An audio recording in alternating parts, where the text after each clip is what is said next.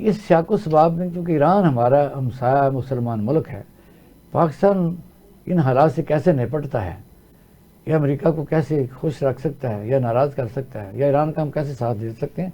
Brigadier साहब, आपने intro सुना, जवाब दीजिए। सवाल तो आपने सुन लिया।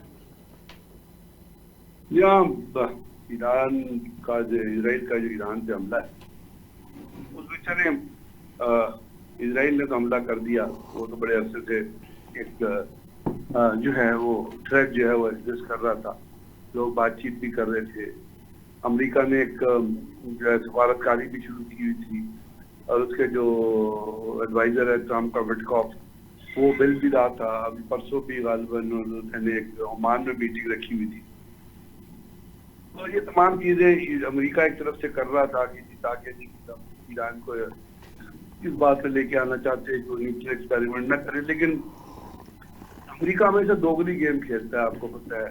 वो सबसे बड़ा दुनिया में जो हिपोक्रेटिक लीडरशिप है, झूठ, नफाक, नफरत मुसलमानों से, वो सबसे बड़ी गंदी लीडरशिप जो है वो अमेरिकन लीडरशिप के नेतन्याहू, ये मोदी जैसे लोग हैं, एंटी मुस्लिम एनिमोसिटी लेके जो वो चलते हैं। और वो पूरी का पूरा, आपको पता है ट्रम्प के पहले टेन्योर में जिसका नेशनल सिक्योरिटी एडवाइजर था, उसने कहा था कि Iran is the axis of evil. वो तो पहले टेन्योर में हमला करना चाहते थे ईरान पे, लेकिन उससे वो पॉसिबल नहीं हुआ। फिर बाइडन ने आके डील भी की।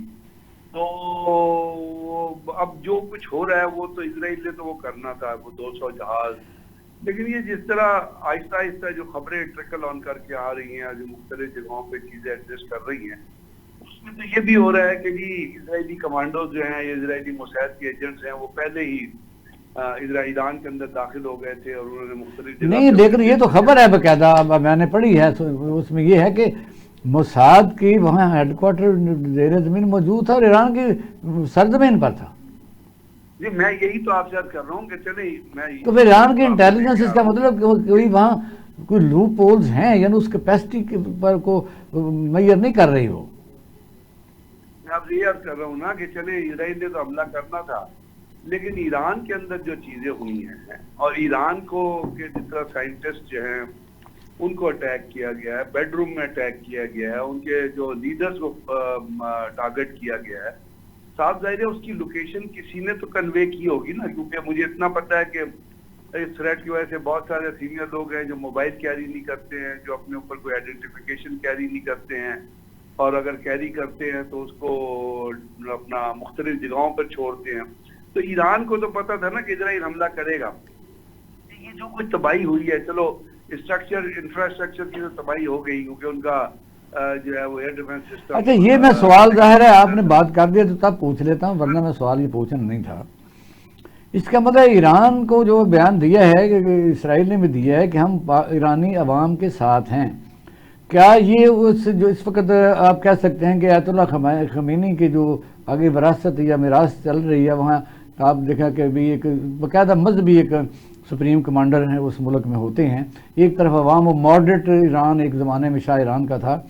क्या ये इस पर अंदर से कोई ऐसी तहरीक ने उसके साथ गठजोड़ कर लिया है, या कोई ख़तरा महसूस हो रहा है कि कुछ लोग तो हैं जो यानी इस नैरेटिव इसराइल को सपोर्ट कर रहे हैं और अंदरून खाना ईरान की मौजूदा हुकूमत या मौजूदा निज़ाम के ख़िलाफ़ हैं?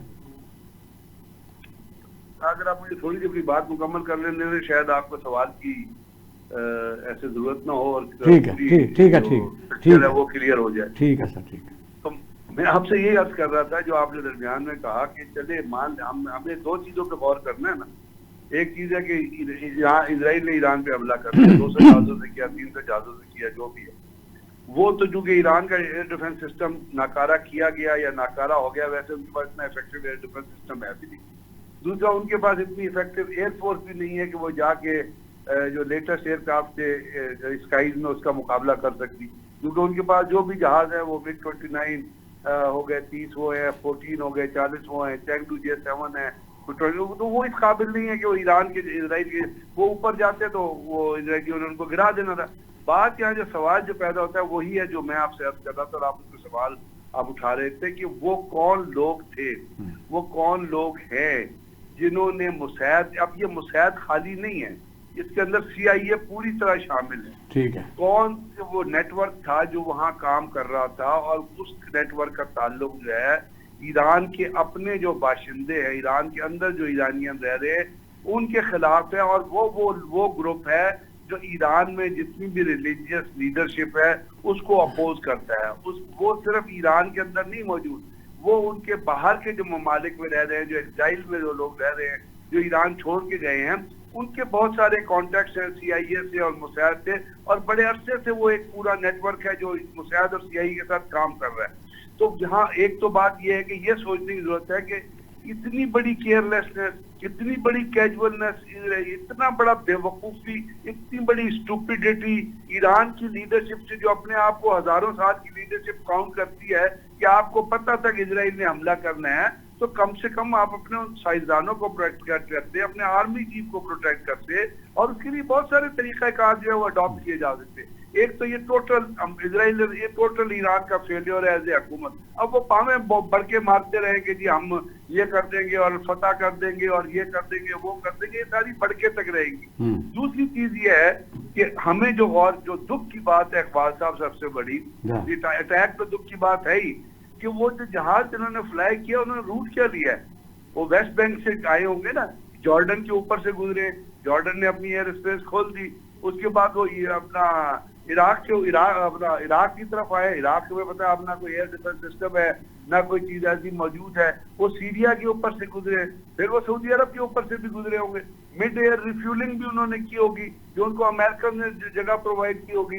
तो बात ये है कि ये जो थप्पड़ है, ये जो पिटाई है, इसलिए होनी थी कि हमारे मुसलमान ममालिक बिक चुके हैं, कुत्तों की तरह बिक चुके हैं, वो मतलब है जानवरों की तरह बिक चुके हैं। वो यहूदियों के ज्यादा नजदीक है, वो यहूदी औरतों को अपने पहलू में रख के दुनिया को तबाह करवाना चाहते, और ये उनके ऊपर भी अभी अटैक आएगा। अभी वो तमाम ममालिक जिन्होंने यहूदियों से ताल्लुकात कायम किए हुए, जो उनको वीजा फ्री सर्विस दे रहे हैं, सबके ऊपर ये थप्पड़ लगेगा, सबके स्ट्रक्चर तबाह होंगे। आप देखते जाइएगा, ये जंग जिस वक्त फैलती है उस वक्त कोई बचेगा नहीं। जिसने यहूदी को गले लगाया है, नेतन्याहू को गले लगाया है, ये इजराइल के मोसाद को अपने अंदर जगह दिया, वो बचेगा नहीं।